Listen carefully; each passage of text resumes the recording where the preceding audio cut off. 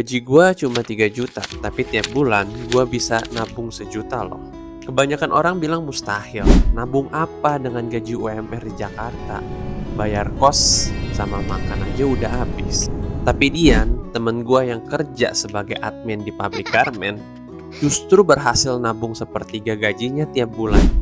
Ini bukan karena dia dapat warisan, bukan karena dia tinggal sama orang tua, dan juga bukan karena dia punya sugar daddy loh. Gimana caranya? Dian punya sistem sederhana yang gak pernah diajarin di sekolah. Dian itu kayak kebanyakan dari kita, umurnya 24 tahun, lulusan D3, kerja sebagai admin dengan gaji 3 juta sebulan. Tinggal ngekos di daerah Bekasi, pulang pergi naik KRL tiap hari. Setahun lalu, dia masih hidup gaji ke gaji. Bahkan sering pinjam uang dari temennya seminggu sebelum tanggal tua. Kartu kreditnya selalu hampir limit. Tapi sekarang, dia punya tabungan darurat yang cukup untuk hidup 6 bulan tanpa gaji. Kok gimana bisa ya? Kunci pertama adalah mindset. Dulu Dian selalu mikir, nabung itu dari sisa uang bulanan. Masalahnya nggak pernah ada sisa kan? Sekarang dia ubah cara pikirnya. Nabung itu bayar ke diri sendiri dulu, baru yang lain. Gimana caranya? Setiap gajian, hal yang pertama yang Dian lakukan adalah transfer otomatis 1 juta ke rekening terpisah. Rekening yang nggak ada kartu ATM-nya dan sengaja dibikin susah diakses. Kalau nggak lihat uangnya, gua nggak akan kepikiran buat pakai duitnya, kata Dian. Dan Dian modifikasi sistem anggaran populer yang 50-30-20 jadi versinya sendiri. Dari 3 juta gajinya, 1 juta sekitar 30%-an langsung masuk tabungan non-negotiable. 1,5 juta atau 50% untuk kebutuhan pokok kayak bayar kos, makan, transport, listrik, dan internet. 500.000 sekitar 20% untuk hiburan dan social life. Yang bikin Dian berbeda adalah dia sangat tegas sama batasannya. Kalau jatah hiburannya udah habis, ya udah nggak ada tarik tabungan atau gesek kartu kredit.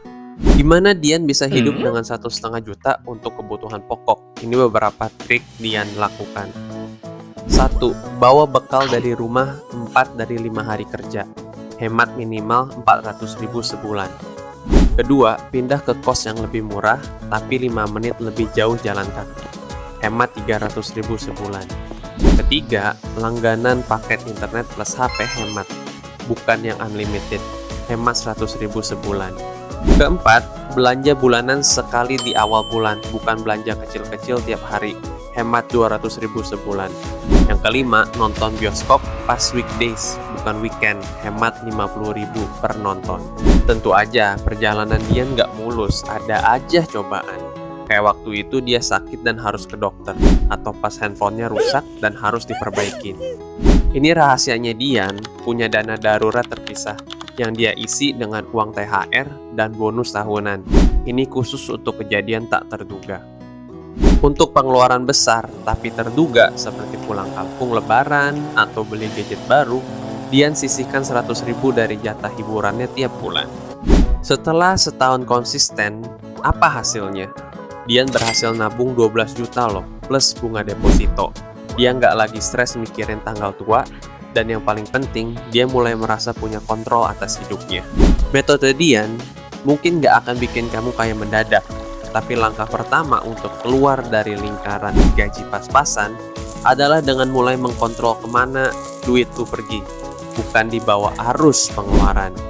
Yang lebih menarik, Dian sekarang mulai bereksperimen dengan investasi kecil-kecilan pakai sebagian tabungannya, dan hasilnya mengejutkan. Tapi itu cerita buat lain waktu.